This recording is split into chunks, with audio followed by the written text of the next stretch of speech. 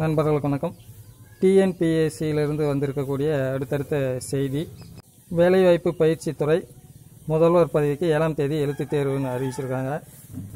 தமிழ்நாடு அரசு பணியாளர் தேர்வாணையம் டிஎன்பிஎஸ்சி தேர்வு கட்டுப்பாட்டு அலுவலர் கிரண் குராலா வெளியிட்ட அறிவிப்பு.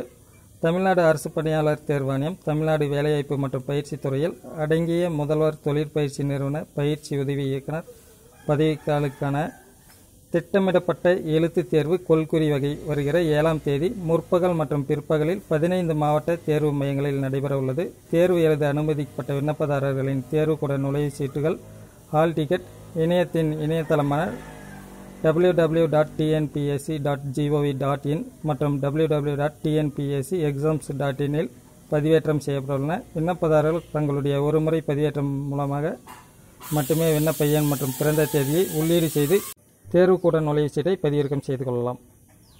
ஹால் டிக்கெட்டும் பப்ளிஷ் பண்ணியிருக்காங்கங்கிற செய்தியும் சொல்லியிருக்காங்க.